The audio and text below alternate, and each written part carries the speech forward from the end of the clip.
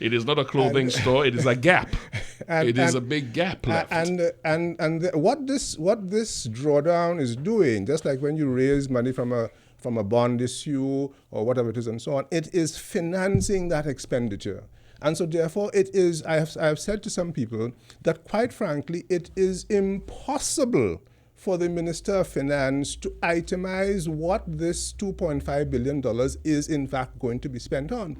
It seems to me that some people have been having their mind that the minister must be able to say that this $100 million here is going to this project and this $100 million is going to pay these public servants. That's not how government works.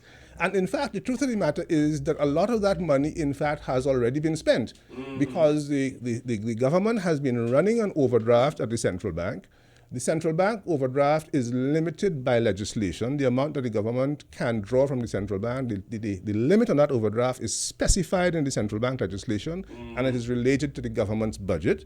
And when you reach that limit, it means that the Minister of Finance can no longer write any checks. Just like with your own overdraft, your checking account, if you reach the limit of your overdraft in your bank, you can't write any more checks. Government not writing checks means public servants don't get paid. It means policemen don't get paid, nurses don't get paid. It means that all of those things don't happen. And so therefore, in those circumstances, the Minister of Finance has to look for sources of financing to be able to deal with the situation.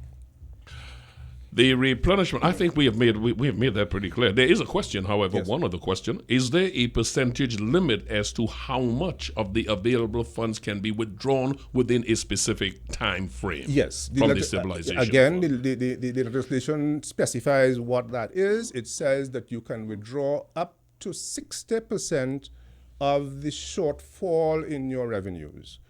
Or up to 60%. So you can withdraw a certain percentage of what is in the fund, or up to 60% of the shortfall. Now, the importance of that is this.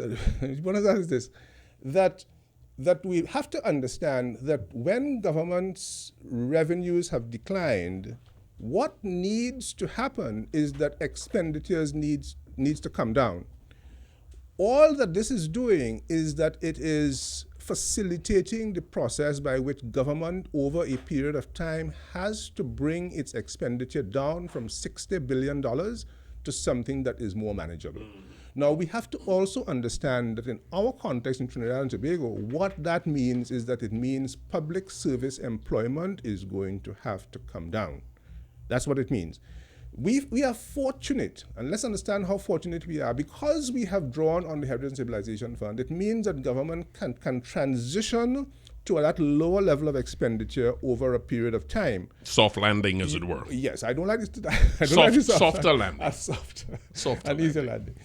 In a case like Barbados, for example, where they have no such stabilization fund, Barbados government had to send home 3,000 public sector workers. Almost immediately. That's when you're absent of a safety net. That's when you're absent of that kind of buffer. So that people, I think, have to kind of make up their minds. People are saying, let us not use the stabilization fund, leave it there, tell me what it's going to be used for. They say, fine, leave it there. Send everybody home. Send people home. And then what is then going to happen is that you're going to have marching in the streets, and you're going to have people who are going to complain that the government is wicked and nefarious. There may be some people who will be advocating that you keep that fund because it served that end. But I digress. It is 5 minutes away from the top of the hour. My esteemed guest is Dr. Terrence Farrell, Chairman of the Economic Development Advisory Board. We're talking about the Health and Stabilization Fund. How can this fund be replenished? It's one thing to draw down on it. You made very clear all the requisite actions and demands that must be, things that must be in place to draw down. But after you have drawn down, we know that the price of oil, as you said, the commodity is cyclical. So at some point it is going to get back to some degree. We're hovering about just above $50, $51. That may go up or may not. But when do we start replenishing this? You start to replenish when you have brought the economy and you brought government fiscal operations into a degree of with stabilization. So it has been, the fiscal operations are stabilized. When that happens and the government now starts planning on the basis of what would then be an expected oil price, whether that is 40 or 50 or 60, whatever that is, at that point in time, the formula then tells you what then is going to go into the stabilization fund. So over a period of time, you will then begin, as the cycle begins to move up, you will then begin to get replenishment into the fund. But there is no, I just say this, the requirement for replenishment is already in the legislation in respect of the stabilization component. Just so we're very clear that that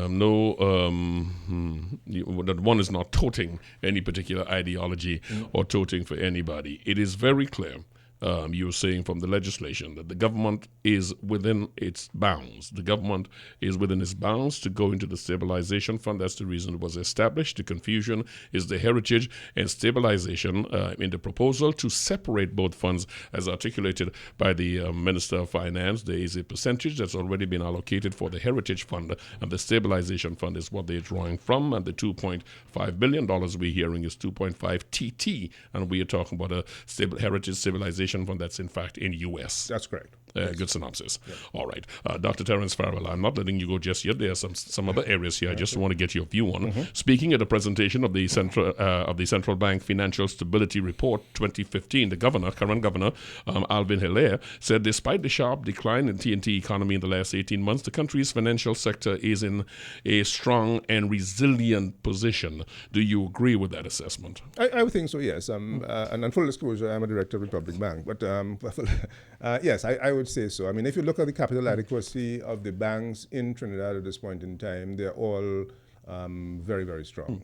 So I think that while we can expect that as the economy contracts, which it must, that there will be an increase in non-performing loans. I think that the banks are in very good position to be able to deal with that. The point was made by the governor that many of our commercial banks, their report for 2015 speak wonderfully as to the sustainability of these entities, working within workable margins. Right. And I slightly opine that with service fees, yes, they will. Anyway, but I digress. I digress. That is a source of complaint for the public, yes. Yes. The governor, however, the central bank, expressed concern about the Insurance Act of 1980. He said it's fundamentally unchanged. Particularly, he said it does not recognize insurance companies to hold capital commensurate with the risk profile, reflect minimum international corporate governance requirements, treat with consolidated supervision, and address the oversight of financial groups. I want to deal in the area of them having insurance to cover their operation. I mean, CLICO is just yesterday, and you're talking about having insurance to cover what your depositors put there.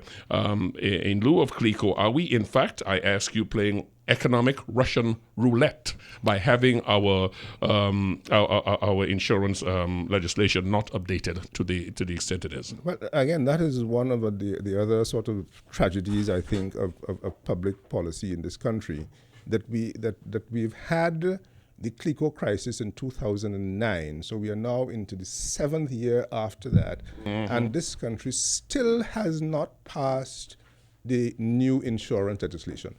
There's no other word for it. It is a travesty. Every other country that has been through that financial crisis in the period 2008 to 2010, the United States, Europe, England, have all passed legislation to deal with that situation. We have had the CLICO crisis, we have had the CLICO Commission of Inquiry, and the insurance legislation has come to Parliament twice or 3 times and still not passed. Is there ignorance, incompetence, or a strong lobby? Let me just say, Rennie, that I tell people that whenever we see things happening like this, it is because somebody wants it that way. A very strong lobby would be a good idea. Not your words, I just thought I would say that. We are looking at Brent, as we mentioned a moment ago. There's Brent crude, which is where we use as our benchmark. No, WTI is a better benchmark. All right. So if you had to do a crystal ball because of your experience, your expertise, and your position as the head of the Economic Advisory Committee, and you had to look down at how things are trending, I know the situation in Nigeria is contributing to the uncertainty of oil delivery, and as such, the prices have gone up. That's one of the factors.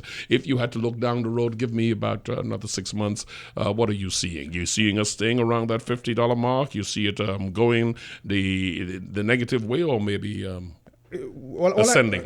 All I can tell you, Rennie, is that it is going to fluctuate. It is going to go up and it is going to go down. And where it is now and where it is likely to be in 6 months or 12 months or 18 or 24 months, Billion it is dollar. not going to help us. We have to address the problem of adjustment. I'm happy that you said it's not going to help us because adjustment is a priority. That is true. But there are other economists who also argue that not only if you have an increase in prices, we're not going to benefit. I believe it was Conrad Enel who said because our output is so badly affected and we have used up the wells to the point where we're not exploring and not much yield is coming anymore. We will not benefit in the short term should we have a return to higher prices.